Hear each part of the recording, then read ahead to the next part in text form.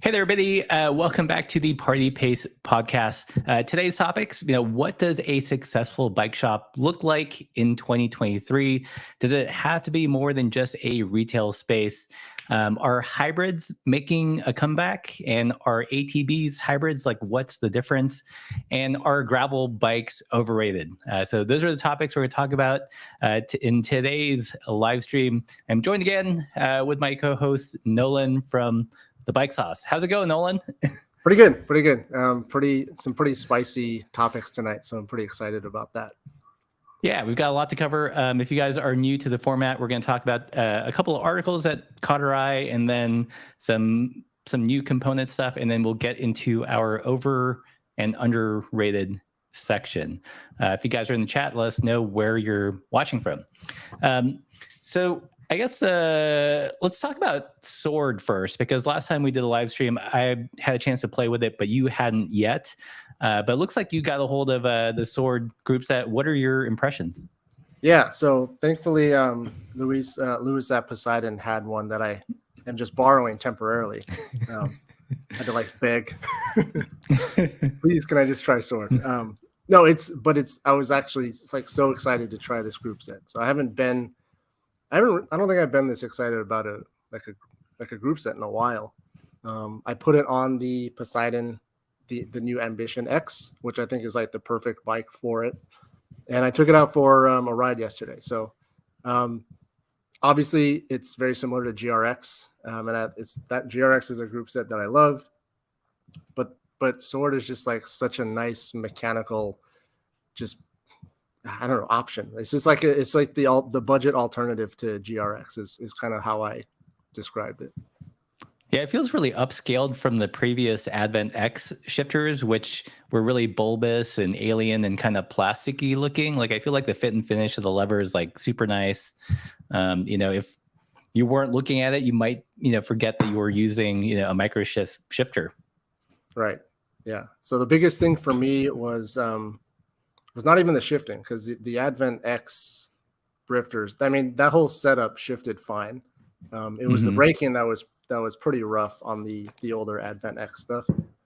So yeah, you're right. I don't know exactly what they did or how they did it, but they managed to move the pivot point up a little bit, which gives you much better leverage from the hoods. And so, on the Ambition X back here, just completely, all I did was swap over the drifters. And I didn't do compressionless housing or even put in a new brake cable. And you could lock it up from the hoods now with just 2 fingers, which is perfect. It's just exactly what you need out of a budget mechanical group.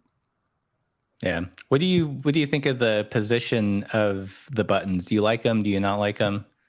Yeah, that might be maybe my only gripe about it, but it's pretty minor. It took all of a 15-mile ride to kind of get used to it. But by the time I got back, I was like, oh, I kind of got it now. Did you find that you're for me, I thought, the gap between going into the harder gear and the lower gear was a little big. And I found that it made more sense to use 2 fingers rather than the same finger trying to go back and forth. Or that's what I found myself doing. Yeah. The upper lever going from an easier gear into a harder gear is it's my index finger is kind of pushing it with the fingertip. Whereas the lower paddle is kind of a more traditional sweep motion. It just took a little bit of time to get used to, but it still shifts, it's nice and crispy, and it's actually very mechanical. It's it reminds me of, I don't know, just older pure mechanical shifters. It's got a nice clunk to it. Yeah, it does feel very chunky, especially going into the harder gears. It's similar to the the campy thumb shifter. It's kerchunk. It's I am shifting. You hear me roar. Yeah, I don't know if you said that. I don't know if you mentioned that in your initial thoughts, but yeah, I did notice that as well. Yeah. I thought the other thing I brought up was the lever throw is really different. The going into a harder gear is more like a button. Yeah. And going into a lower gear is definitely more of a sweep. And it took it's not even at all. So it took a little bit of trying to just train the hands and brain to anticipate how much pressure, how much throw each shift would take. Yeah. The sweep for me, it wasn't a big deal. I feel like I've got other drifters that kind of feel the same way. Like an older 105 kind of has like a lot of throw. But the button is, that was kind of the interesting thing to get used to. Yeah. In my review, I said it felt like pushing a mouse button, like one of these things. Right. Yeah. Anything you didn't like about it? When I was messing around with it, I thought it came over geared for bike packing for the 1x, and then when they tried to put a wolf tooth chainring on the crank, I don't know if you got a chance to mess with the cranks, but the tabs didn't interfere with how they machine the back of the crank arms.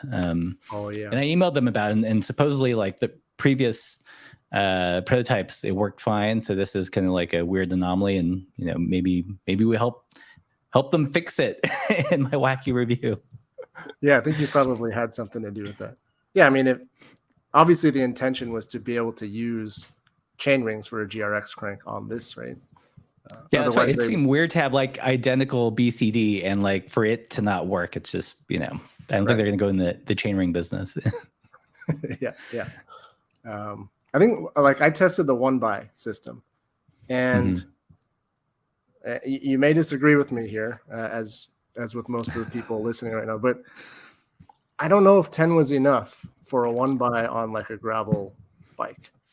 On a mountain bike, for whatever reason, 1x10, I have the exact same Advent setup, Advent X setup on my Hanzo, and that feels fine. I don't notice anything weird about that. But this just kind of cruising along the flats until I got to the trails, I was always in between gears, and it didn't feel that way on GRX 11 speed for whatever reason. So maybe for me, that's that threshold going from 10 to 11.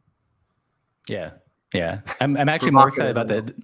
I'm more excited about their 2x, because then I feel like that's when it'll really come to its own and provide a solid option to GRX. But I can see that.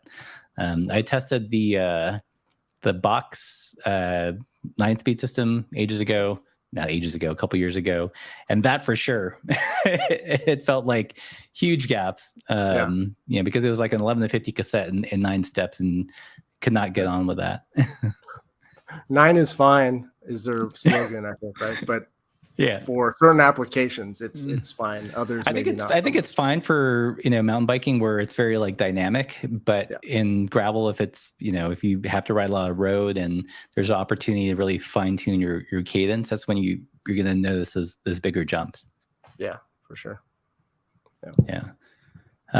Cool. So we got 120 people in the chat. Let us know where you're coming from. I see someone from Sydney, Australia. What time is it there? Super curious. Another person here that's used Prime 9 and is good for mountain biking. Yeah. Yep. This is that's my buddy Brian. We ride all the time, but he's a big fan of the Prime 9. I like it conceptually. I don't think we need 13 speeds. I thought that at least the model I got, which was it wasn't their top tier, it was their kind of middle tier level. The clutch on the derailleur was so hard. It was impossible to shift with the friction shifter, and even with the thumb shifter, I was yeah. That was probably the box 2, which is their mid tier. Yeah, the box 2. Yeah, and, I've got it on Karen's Specialized, and the shifting is not quite as light as other systems. And I think the top tier one, you can actually adjust the clutch, but that one it's you get what you get. So cool, sweet. So lots of people from all over. Wow. Yeah, let us know where you're watching from. Okay, so should we get into the articles? Yeah, sure. Okay. So the first one, let me embiggen this as much as I can, is this interesting one from this website called Cycling Industry News. And from what I gather, this is sort of like the bicycle retailer, but from the European or more worldwide perspective. And it asks the question, what is a bike shop in 2023? Is retail enough? And I think it's a question I'm constantly asking. And what I love about this article is they actually interviewed Luis and Lee from this bike shop that, we did a shop visit in Girona, Eat, Sleep, Cycle. And just to super quickly summarize, one of the things that they said is that as a strategy, they had to diversify their business. So not only do they do retail, but they do tours and other kind of experiences. And they feel that for a bike shop to really survive now, it just can't be a transactional thing. Otherwise, you're just a target for bikes. So not like as in like a target of, an attack, but like Target, the store. But by building a connection with the consumers using experiences, it makes the brand a little bit more sticky. And because of that closer brand connection to the customer, they actually don't discount, which I thought is bananas because like everyone's discounting now, right? Right. So what do you think of the article, Nolan? Yeah, the article is well, the bike shop is crazy, first of all. Like I think that took probably years to get. I think they started in 2016 and then quickly had to diversify just as a means to survive. But I think they did it perfectly, right? It's just like Central Hub in Girona. I mean, I wasn't there, you were there. But they got the retail shop, they have service. There's like a coffee shop in the same plaza, which of course bikes, go with coffee. And then there's also a demo program, right? So you can like try a bunch of stuff before you buy. And that seemed like a big element of this article, and just kind of like looking into this prototype essentially for a shop is that the key is, right? The key is not expanding and making more sales, right? The key is like, I mean, as far as they're concerned, is just like connecting with the cyclists and building the community there. Right. Because like you said, like if it's just service and retail, or mostly, if it's just retail, then you're just competing for the, customers just competing for the lowest price, and they'll find it for cheaper somewhere else. Right. Yeah. And you can't compete with Uncle Jeff. He's got the lowest prices everywhere. Right. Uncle Jeff is Amazon, by the way, in case you don't know that joke. Uncle Jeff B. Yeah. Yeah. So what I found the most interesting was that it sounds like their demo program is something that really is key, because it sounds like everyone who puts down a deposit and demos something, there's like a 90% turnover rate for actually making the sale, right? So I think now companies are like paying this shop at least somehow to like, they're giving the shop stuff to demo out to the community, so that, just get the products out there that way, and then people make the purchase based on that. Yeah. I think prior to Eat Sleep Cycle, the only shop that I knew that did something similar was Gladys Bikes in Portland. And they had this thing that they called the saddle library. So you walk in, it's this giant wall of all the saddles. You put in a deposit, you got like a little library card. You could take out whatever saddle you want. And same thing, if you bought something, they took off the price of the initial membership.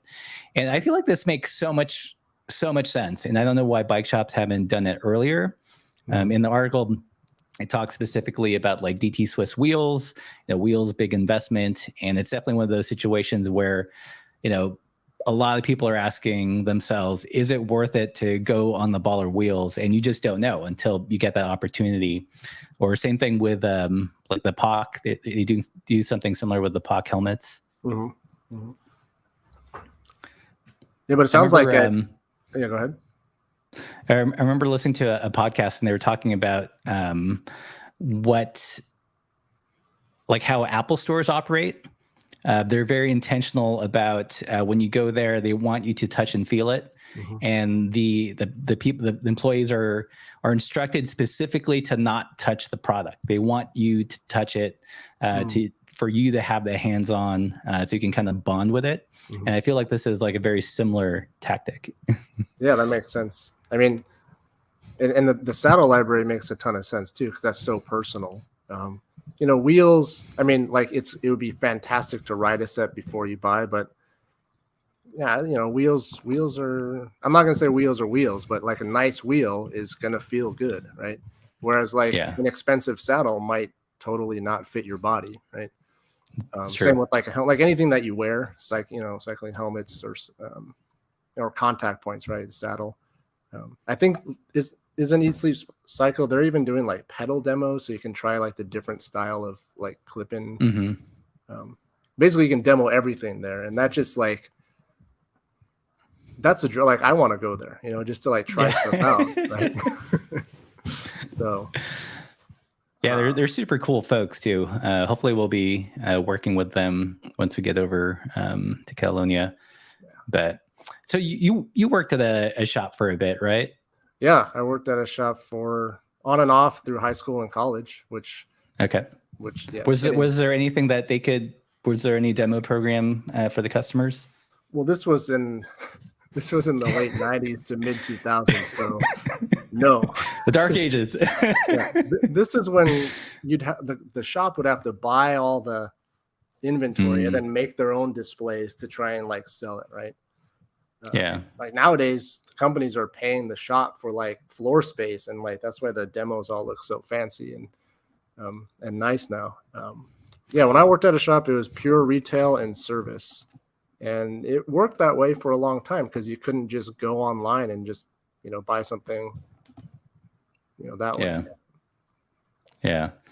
I think that is like an interesting point in the article. It talks about like initially brands were like, what? You want us to do what? Send you products so your grimy customers can touch them.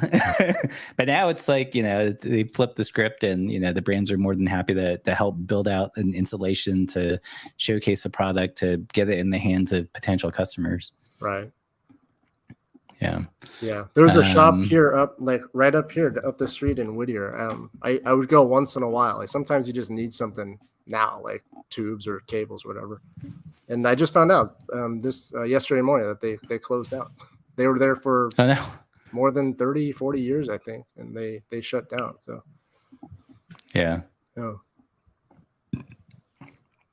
Cool. So yeah, I forgot to put the link to this article, but I will link it after the live stream is done.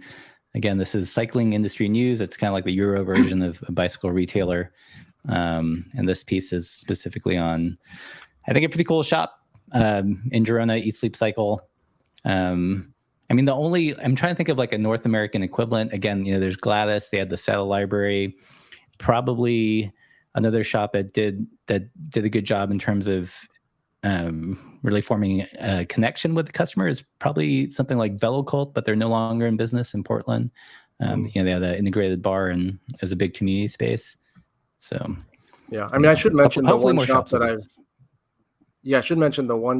I've kind of developed a relationship is Luft out in Los Angeles.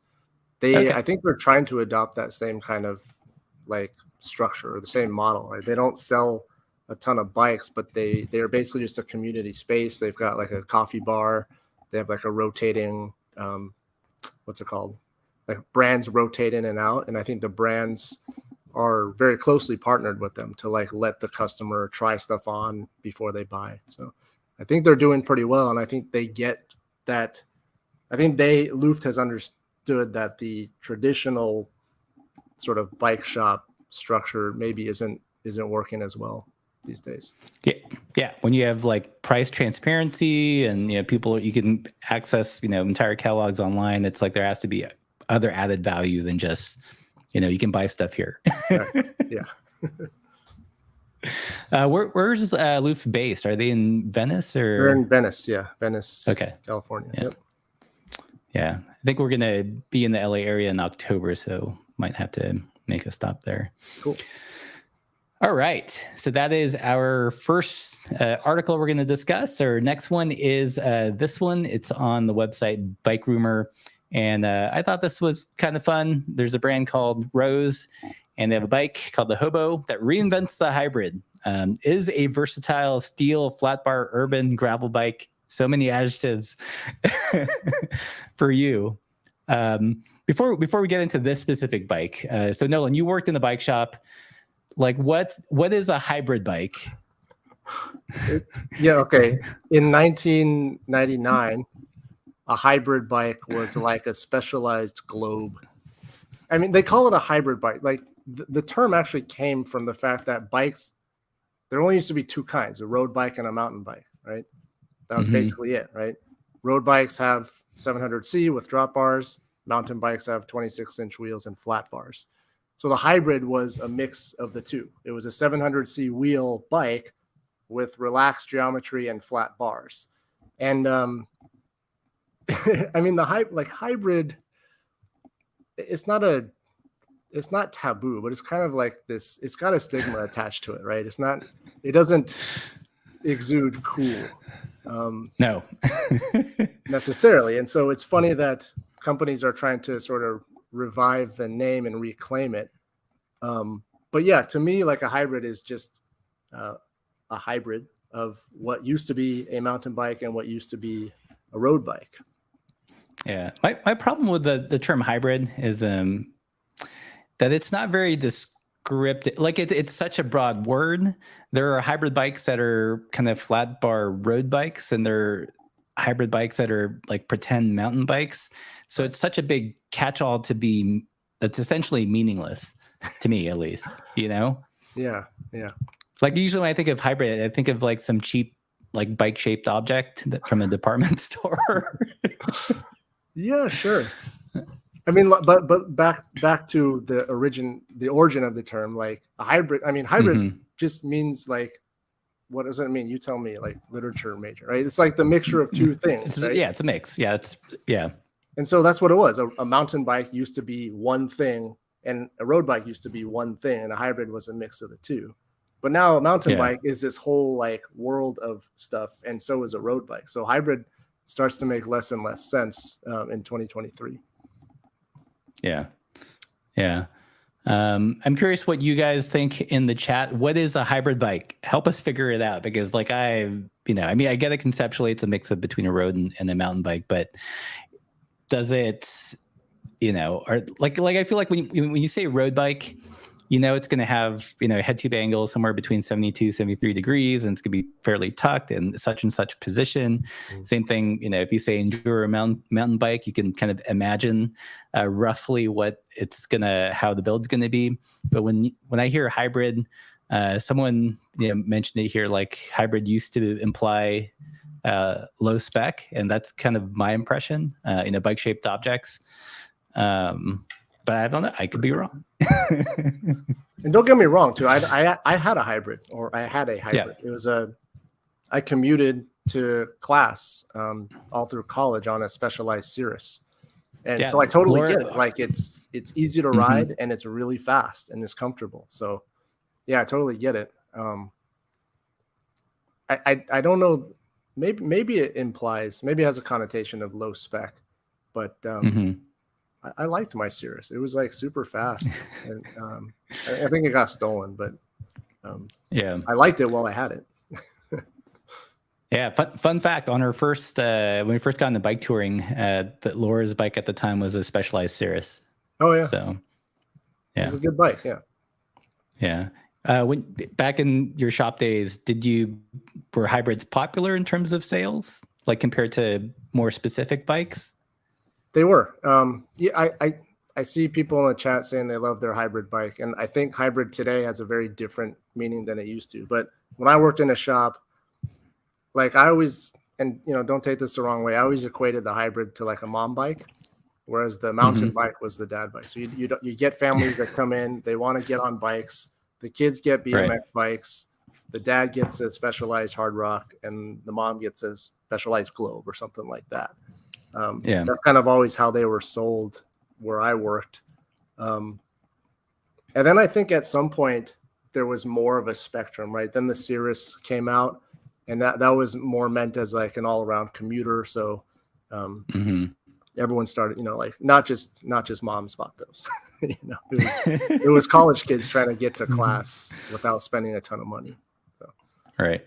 Yeah. Right. Well, now there are dad bikes, right? Which, AKA flat bar urban gravel bikes. So, you're thinking are flat bar gravel bikes hybrids, or are they unique enough to be their own adjective category? I don't know if I have a strong stance on that, because the other thing is, ATB is a term that I don't think you coined it, but like you're kind of a proponent of it, and I've heard it a lot in the industry. And I don't know what the difference is between a hybrid and an ATB. First of all, and, yeah, there's a lot of different stories about the origins of the term ATB. Supposedly, since Gary Fisher was trademarking the word mountain bike, people had to come up with a similar thing to call their bikes, but not use the word mountain bike. So they threw out ATB. Oh. Some people say that ATBs were kind of signifiers of a lesser spec mountain bike. But what's interesting is that at least that conceptually ATB is still used internationally. Like you see Velo Tout Terrain for tout terrain, all terrain. Uh-huh. Even in Spain, it was I think they called them BTT, bicicletas tout terrain. Oh. So it still like lives on in spirit. Oh, cool. But yeah, there's this book called All About Something All Terrain Bikes by this guy named Eugene Sloan, and I tracked down the copy because a lot of people were talking about it. It's actually, if you're already a bike person, it's not all that informative. Like the most instructive part is like the first 5 pages when he tries to. Actually, the first 2 pages where he defines ATB. Oh. And it's really vague. It's like a bike that, you can take commuting, you can ride trails, you can ride the road, you can go fishing with it. Apparently Eugene Sloan was into bike fishing even back then. Oh. So it's, I feel like now the modern iteration of the ATB, people are definitely trying to put more kind of specific things to it, like it can't be boost spacing, or it's this range of tire size. So then, then what's the difference between a hybrid and an ATB in 2023? I think ATBs are just cooler hybrids. Okay. It's the hybrid. It's the rebranding that hybrid bikes need. Okay. Because like I feel like there's just kind of a perception that they're low spec, low quality, very like entry level bikes, and maybe ATB sauces it up a little bit.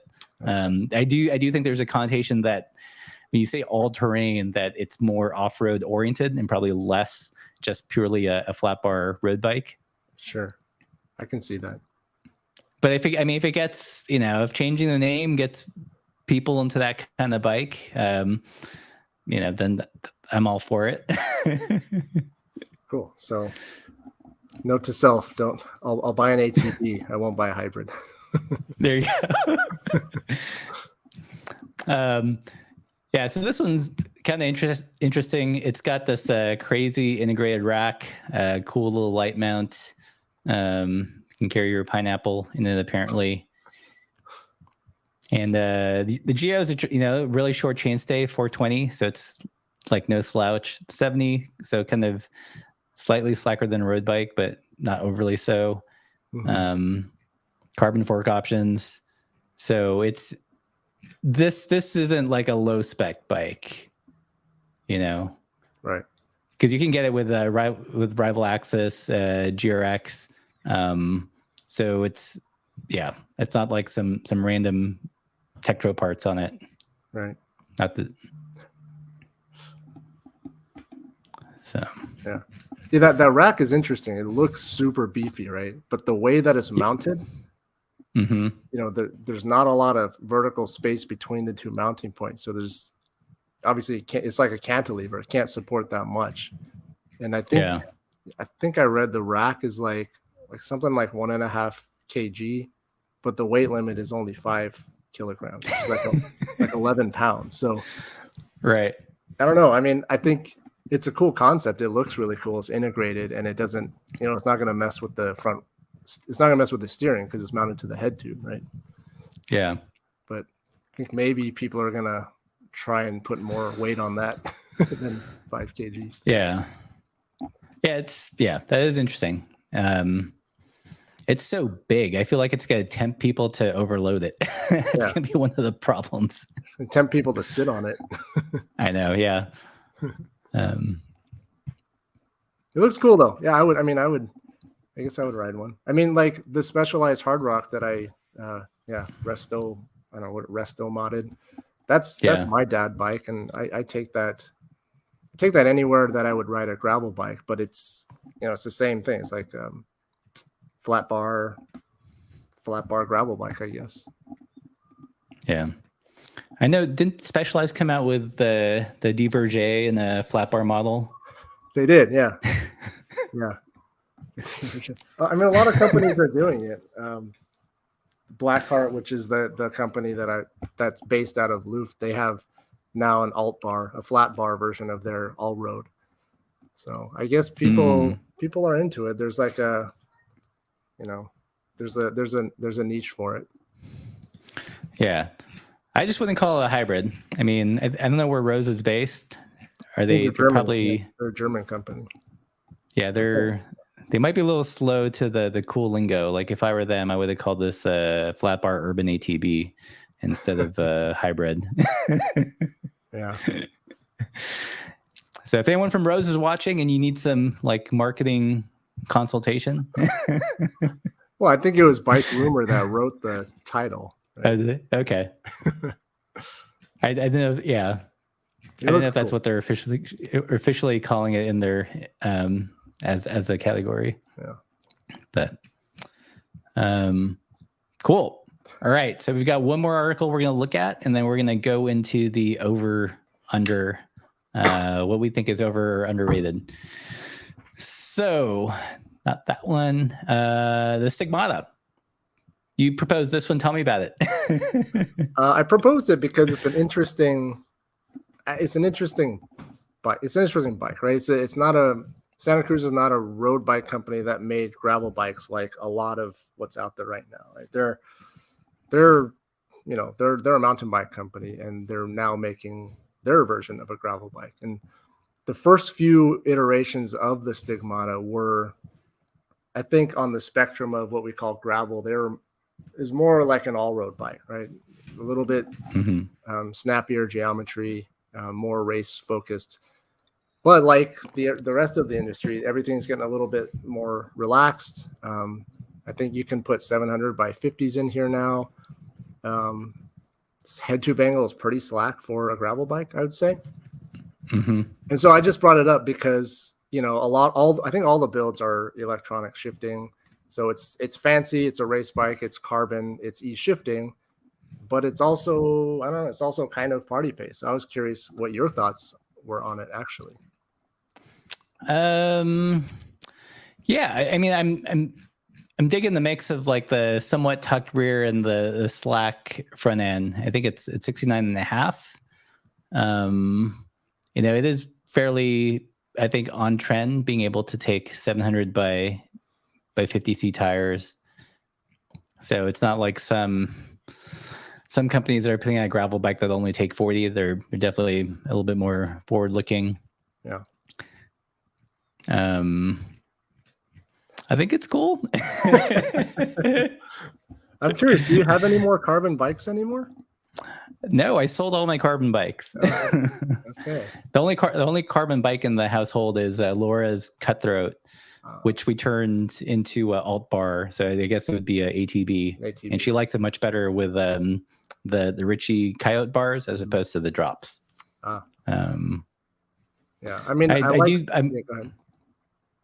I am curious about how it handles in the front. It's got a fairly slack head tube angle, and they compensated with slightly longer reach. I wonder what the stem lengths are per size and the width, because I found like when you have a slack head tube angle and big tires, big meats on the front, with drop bars, it can feel really sluggish. Like the front end just feels like a little sticky. Yeah. Unless it's like a fairly wide bar and like a really short stem. Yeah. I mean, I know they've shortened the stems. I'm not sure how much. It'd be fun to ride one, but I mean, I think Santa Cruz should be one of the first in our over-unders because they're just such a premium. They're just such a premium brand. And I don't know if it's justified. Like myself, along with like a lot of friends, everyone always lusts over Santa Cruz, and I don't know the exact reason. Like, there's a lot of brands coming out now that probably are just as good and cost a lot less. But it's Santa Cruz, right? It's interesting since so my background is in cycling has been mostly commuting, touring, and a little bit of the road. So I don't actually have any brand cachet with Santa Cruz. Like, I know that they're expensive, but to me it's like, it's cool. I hear they're nice. I remember when I was looking for a hardtail, the Chameleon was really expensive. Given what it was when you looked at other bikes in the same category. Right. Yeah, but somehow they back it up, right? Like, a lot of people say it's overrated, but the Chameleon is a good example of like an aluminum hardtail that feels more supple and responsive than like a lightweight carbon hardtail. Like, a lot of people feel that somehow the aluminum hardtail from Santa Cruz is just like really forgiving and soft. And so I think that's just design. That's good design. So there's something to Santa Cruz, obviously, but they are expensive. Yeah. Let's see. We got a comment here. Cutthroat and Storm Chaser are slacker than the Stigmata. I think the Cutthroat's like 69 degrees, but it's got a really long rear end at like 445, 450. I do like this combination of like a tuck rear end and a slacker front, because I feel like you get best of both worlds. You have that jumpiness when you're climbing, but then when you're descending, it's it feels nice and stable. Yeah. So yeah, I'd be down to ride it. What do you guys think of the new Stigmata? So the old one was more like a cross bike, right? Fairly traditional. Yeah, I think the first Stigmata was, intended as a cross bike. And then I think slowly, I think they're on the 4th iteration now. And so now it's just like right there in the middle, if not more leaning towards the slacker, more relaxed side. Yeah. Anyways, that is an interesting trick. Yeah. Yeah, I think it's definitely on trend. One thing that I'm curious about one challenge of drop bar bikes when they do the whole slack and long reach to compensate is like fit becomes kind of tricky, because you have less wiggle room in terms of playing with the reach with the stem. Like, if you guess wrong, like it's a bigger penalty. Yeah, that's true. Cool. All right, we got 234 people in the chat. If you guys let us know where you're watching from, tell us what you think of the new Stigmata. Let's see, Uncle Tofu. I think the new Stigmata fills a niche. It definitely seems more, gravel bike for mountain bikers. Yeah.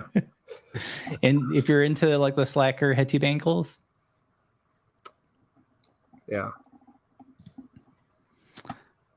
The one bike I'm really curious about and wanted to test but haven't had a chance is the Chamois Hagar by Evil. I gave that bike a lot of crap when it first came out, but I've since come around into disliking the bike outright to curiosity, because I did get a chance to ride the bike with like a drop bar bike with a really slack front end and actually enjoyed it. It took some like adjustment, but it's kind of fun at the end of the day. That thing just looks wild. That's clearly I don't know. It almost felt like a joke at the time. I don't know. I've never seen one in the wild, but they it is very jokey. Cool. The head tube angle was like 66.6. They're doing like some Elon Musk like embedded jokes. Right. All right, we got Glendora, California in the house. Fishing. Andrew, huh? Okay, so we're at 40 minutes. I guess we should shift gears into the over and underrated part of the live stream. We'd love to hear you guys chime in when we work down the list, and let us know what you guys think. If these topics or these bikes or whatever are over or underrated. I guess the first one, let's just start it off with a bang. Gravel bikes. Are they over or underrated? What do you guys think in the chat? Let us know. Nolan, what do you think? Gravel bikes. Man, that's such a loaded question. Like, I think we're going to get polarizing answers. You have to define a gravel bike first. Right? Gravel bikes on a spectrum from like basically a road bike with big tires to like basically a mountain bike with drop bars. So a mountain bike with drop bars and skinnier tires. Yeah, right. I will say that, you know, if we're calling if gravel bike is this thing that's somewhere between a road bike and a mountain bike, it is not overrated. I'll put it that way. Like, we've had the experience that you can have on what we call a gravel bike is just different. Like, it's different from a road bike and what you can get on a mountain bike. And so however you define a gravel bike, I personally don't think they're overrated at all. Right. That's just me. Yeah. I think it depends on which discipline you're coming from. I feel like mountain bikers have a tendency to think that they're overrated just because they're on the farther end of the spectrum. You know, some road cyclists are like, ooh, I can ride the dirts. And it's, you know, the bee's knees. Right. I think they're properly rated. I mean, I think for the longest time, there was too much of a stratification between like pure road and mountain. If anything, I think gravel bikes should be just road bikes, and road bikes are road racing bikes. Oh, do you know what I mean? Like, like prior to the gravel bike, when you said road bike, it was essentially like a road racing bike light. Yeah. What gravel brought to the market was, you know, something that looked like a road bike, had bigger tires, was more comfortable, had lower gearing, essentially the road bike for the masses. I can see that. And so for that reason, it's not overrated. I don't want to say it's underrated. So I'm just going to say they're not overrated. Yeah, so that's my take. I do think I think the way some brands market gravel, you know, the marketing for gravel bikes is all the same. You know, some dude's riding on the road and all of a sudden he sees a trail and then he starts getting rad and like he's doing single track and jumps. I think they're a little bit oversold, like in terms of what they're best for. Yeah. You know, like every gravel bike commercial I see where they're doing like some gnarly single tracks. Yeah, right. Yeah, that's a small percentage of people who are gonna do that. And those are the critics will all say, well, just get an XC bike every time they see a gravel bike on actual trails. You know, just get an XC bike. But that's the thing. Like, you wouldn't want to ride an XC bike on the road that got you to that trail, right? Right. Yeah. So yeah. So that's our take. What did people say here? Someone said gravel bike is a new hybrid. Ha ha ha. It is. Well, you know, in the very technical sense, that it's a split between a road bike and a mountain bike. I would agree. Yeah. Someone here says gravel bikes are overrated. Gravel riding is underrated. Interesting take. Yeah, spot on. Let's see.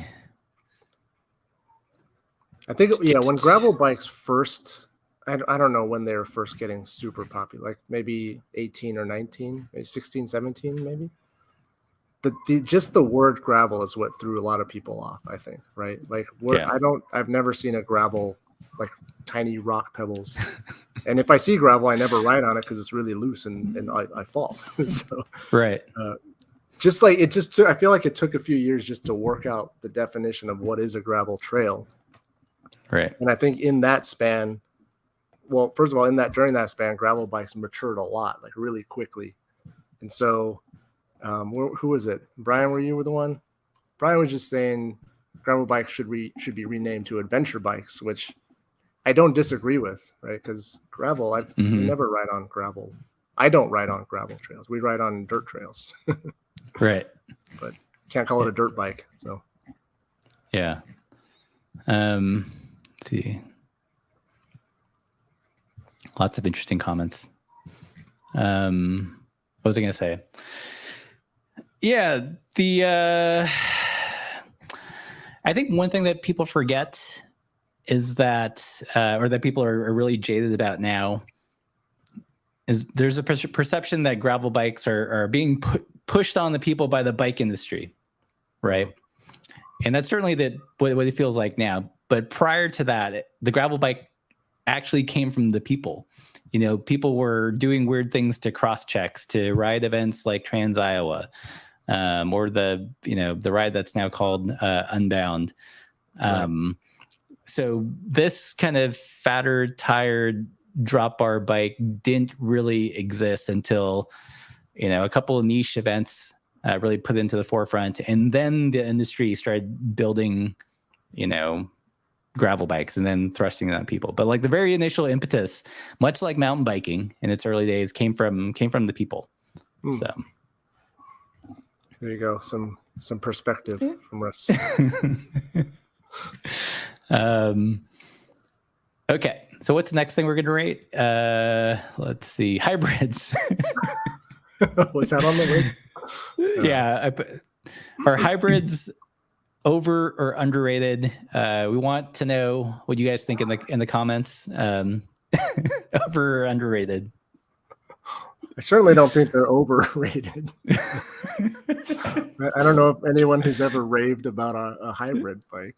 That's true. But ATVs, over ATVs, right? Yeah. Right.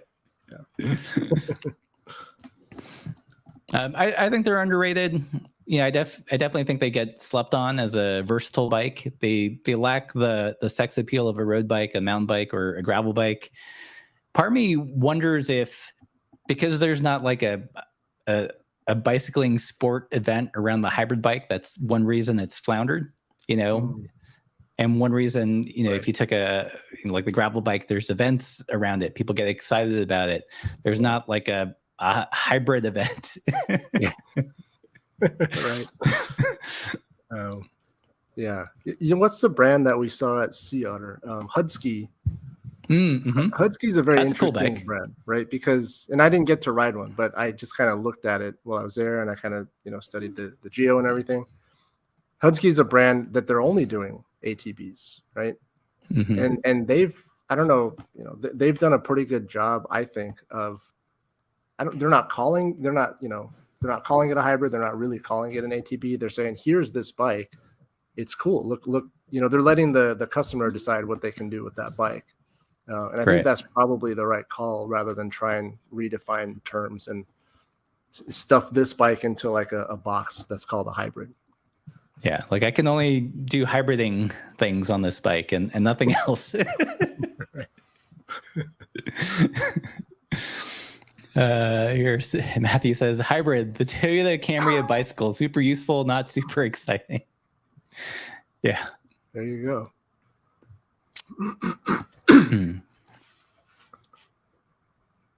But it is interesting to think of like bikes and how they relate to like a sport or an event, right? There are no shortage of road racing and mountain bike events. Mm-hmm. And I think that's what helps continue to drive their popularity. But like for other things that aren't those, maybe that's why certain types of cycling flounder. There's no like a commuting World Cup or commuting championship. Yeah. Or what you said makes a lot of sense. There's no community built around ATVs or hybrids. And I think that might be what Rose is trying to do, is like they have this picture now of, obviously he's a very, very, very hip hipster riding this bike. And I think he's in Birkenstocks. I'm not sure. That's the image that popped into my head. So very cool. Like, so they're selling this idea that the ATV is like, oh, this is this cool bike that you can do anything on, and don't put me in a category. I ride an ATV, and that might be the community for ATVs now. I don't know. Yeah, I do think like people are latching onto that term. I forget it. I think maybe Ron Ultra Romance did an event and started to use the phrase ATB. I know Jeff Frayne, the guy who started All City and now has Wild Bikes, has used the term specifically ATB in some of his events. He's putting on a Rough Stuff Ramble, and it's all about the ATB. So maybe. Yeah. I mean, that's what it needs in order to, I think, take off, I think, right? Is some kind of centralized, maybe an event or something, some kind of community. Yeah. Some kind of, Great Divide coffee outside brace or something will make I don't know. Right. All right. So the next thing on the list is I think you suggested this one, just so people know. Is electronic shifting. Oh, right. I was throwing stuff out there that that they're spicy. Yeah, a little bit spicy. Electronic shifting. Where do you land on? What do you think? Or do you think they're over or underrated? Is it just a very expensive servo motor that moves it like a couple millimeters? Clearly, I know where you stand. I think I agree with you on this one. I think I do agree that electronic shifting really, I don't know. I don't see a need for it. It does seem like one of those things that's just they had to come out with something new, so they developed it. People always, they throw out the example of people with mobility, right? If sometimes especially with the front derailleur, sometimes you have to push pretty hard to shift. E-shifting, you just push a button and you're good to go. But outside of that, I don't know. Like I've got the Shimano Di2 105, which it's all trickling down, right? So in mountain bike, it used to be, what was it? SRAM axis. And now that's trickling down to GX level, and Di2 is now trickling down to 105. So it's getting out there for the masses, but I don't know. I just don't quite understand. Like I don't want to toot my own horn here, but all my drivetrains are dialed, and we've got like 12 bikes in the garage. Like every one of the bikes shifts perfectly with a mechanical shifter, and I've never had the need for an electronic shifter. So I think it's overrated. I'll put my stamp of overrated on that. I'm surprised you went into the dark side, into that camp. Well, it's like you can't fully come to a judgment unless you try it. That was my whole thing. So I accepted this review curious. Right. I just wanted to see what electronic shifting was all about before I took a hard stance on it. Mm-hmm. Yeah, I mean, I feel similar. I think like when you look at what a rear derailleur has to do, it just has to move the chain over, and it has to move over, very precise increment, multiple times. And it seems like a fairly simple task. And then we built this huge, Rube Goldberg to make it do the same task. It would be different. I mean, there's still the same problems. Let's say you have an electronic shifting setup and then you get a bent derailleur hanger. It's not like the rear derailleur is self-aware. It doesn't know where it is in relation to the cogs. It's just programmed to move a set increment. Like I feel like with a friction shifter, I could still work around a bent derailleur because I can feel it, and when it can do that, when it has like a self-awareness of where the pulleys are relative to the cogs, maybe that'd be more interesting. But right now, it's it's kind of like I look at it as like an electric can opener. It's kind of a cool novelty, and in some ways, it's easier, but also I don't I think it's overrated. I think we all knew that. In case you guys are wondering where I sat on which side of the fence there. That's an interesting concept, though, because what you brought up is in engineering is like it's an open loop system versus a closed loop, right? So if they could somehow close the feedback loop on shifting, that would be an innovation, right? So you don't ever have to index it. It'll auto index for you, right? Yeah. Right now it's like very accurately moving something a set amount of increments. Yeah. Right. Unless, at least that's how I perceive them. That's how they seem to work to me, unless, like otherwise. So because of that, they're going to prey to the same problems that mechanical shifters have when your bike falls over and you bend the derailleur hanger, or if there's any kind of anything that interferes with like the antiseptic nature of the system for it to work well. Yeah. I think maybe we should put UDH on the next over under for the next. There you go. That'll be a good one. I do think, however, as we add more gears in the rear, we're probably hitting the limit of mechanical shifting. Because if you think of like the tiny gears and the tolerances, it's just going to be more difficult to hit those increments precisely, repeatedly over time. And that's where a program motor might excel, right? I mean, you've got the science, like. Well, I don't know if that's true. Like a servo motor is inherently a feedback system. Like, if not to get too nerdy, but a servo motor is just a regular DC motor with a feedback loop in it. So like a regular motor, you command it to spin a certain speed, right? Whereas a servo motor, you're commanding it to turn a certain degree. And so there's an encoder built in there that measures, it knows where it is relative to itself. Okay. But nonetheless, like, mechanical parts are mechanical parts and they wear out over time, right? So I just don't know if electronic shifting will solve that issue of just that, that ever narrowing like tolerance window from gear to gear. It could, but I think mechanical can probably solve the same issue. That's just my intuition on that. Yeah. Cool. All right. I think let's do one more over under and then take it home. So the next one, another very spicy and divisive choice for the over under is chain waxing. That was one of mine too, right? Yeah, that was one of mine. Yeah. I don't know. Well, look, maybe I shouldn't have put that. Like I put chain waxing and what was the other one I put? Fancy tires. High volume tires. Like high end tires. Yeah. Problem is I haven't waxed the chain, admitted. Okay. So that's kind of an oops. We'll revisit that one. Yeah. Sure. I mean, I think it's I don't know if it's overhyped. I can see where there are situations where it would be less ideal if you live in like a super wet climate all the time, or if you don't own a house and can't mess around with the chemicals.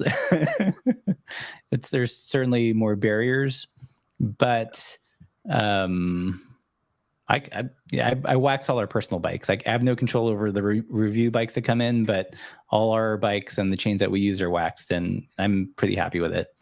The biggest downside is that initial stripping of the factory grease and the hot melt wax application. But after that, the tune-up, the touch-up drippings are just like any other regular lube. Yeah, everyone who's gone to waxing a chain has not come back. I don't think. I don't know of anyone who started waxing and was like, forget this, I'm gonna go back to greasy chains and lube. So yeah. Clearly there's something to it, and that's probably something I should start exploring as well. Yeah, well, it's nice. Like when we travel, we're disassembling the bike and reassembling them and putting them in the case, and we shove our clothes with our bikes in the case. And for that specific use, it's awesome because it's super clean and you don't have like grease all over the inside of the friggin' bag. So I love it for that. It's also, I check our chain with a chain checker every time I do the wax, and like it's barely budged over the last like year and a half. So in terms of wear, I think it's pretty cool. Like, some people do it for like, minuscule wattage gains, and that's not what I'm interested in at all. I do it because of, it's clean when we travel, it's less of a mess, but also the promise that, it'll create less component wear, because, with a petroleum-based lube, it attracts dirt, and then that turns into like a grinding paste, and that slowly eats away at your cogs and your chain ring and your chain. But supposedly, says the science that that's not the case, or less of the case. So, yeah. But well, I'll start. I gotta start doing it. yeah, I mean, you should try it. Yeah, one thing that is kind of interesting to me is that Silka, right? Josh Portner from Silka, they're all about chain waxing, right? And they've done all the science, and that's a company that if they do something scientifically, I'm more inclined to just trust them and not be too, skeptical. Yeah. Just because of his engineering background and his, the amount of research that they do. So there's clearly something to it. So. Yeah, and I recommend this. Like one of the big barriers is stripping off the factory grease, but they came out with that thing that just their chain stripper, and it's amazing. Oh, yeah? Yeah, because it's you basically get one clean chain per ounce of the stripper. So what you do is you take a glass mason jar. I put in like 5 ounces. You put the chain in there. You shake it for 5 minutes, let it rest, and then another 5 minutes, and then you rinse it with water, and then that's it. The old way that I would do is, I'd have to go through a couple rounds of simple green, and then a couple rounds of denatured alcohol, just to evaporate things, and then get a chance to wax it. So he took basically what was like a half-hour process and condensed it to like 10 minutes. So it's pretty cool. Yeah, that's cool. And let's see. Was that do you want to do the tires? You got time for the tires, or? I have time for the tires. Yeah, sure. Okay. That'd be a good one to end with. Yeah. All right, everybody. High-end tires, over or underrated? And when you said high-end tires, was there a specific tire you had in mind, or type of tire? Yeah, I'm talking about like Rene Hurst and Ultra Dynamico, that class of tire. Yeah. What are your thoughts? Some like on the order of $100 per tire, something around that range. They're not cheap. Yeah, they're not cheap. My thoughts. Well, I don't think. Shoot, this is tough. They're not overrated. I don't think they're overrated. There's a big difference between a very stiff, cheap tire and like a nice, squishy, supple tire. That's for sure. I do think there are some pretty decent supple tires out there that get you really close to like what a Rene Hurst extra light casing would feel like, and they don't cost nearly. They cost like maybe 2/3, right? What comes to mind is the Panaracer Gravel King Slick in like a 38 millimeter, which is like a great all around sort of gravel tire for mostly road and light trail. But when you compare that to like a Rene Hurst standard casing, the Barlow Passes, they're like equivalent 38 mil. They're fairly similar, I would say. It's not till you get to the extra light casing that you really feel that like extra squish. Right. Yeah, I don't know where you land on it, but I've tried the standard Rene Hurst, the endurance one, like the stiffer one, and the extra lights, and I only want to ride the extra lights if I'm gonna pay that much money for a high-end tire. Yeah, I've only ridden the endurance ones. Yeah, I think nice tires are not overrated. There are certainly less expensive nice tires. I think for me, like my favorite go-to tire is a Soma Cazadero, made by Panaracer, just like the Rene Hurst. Their sidewalls are pretty supple. I like their tread pattern, and they have the high center ridge, but with some side knobs, but they're not too aggressive. So they roll great and still have actual, like, I think, traction when things get a little wet.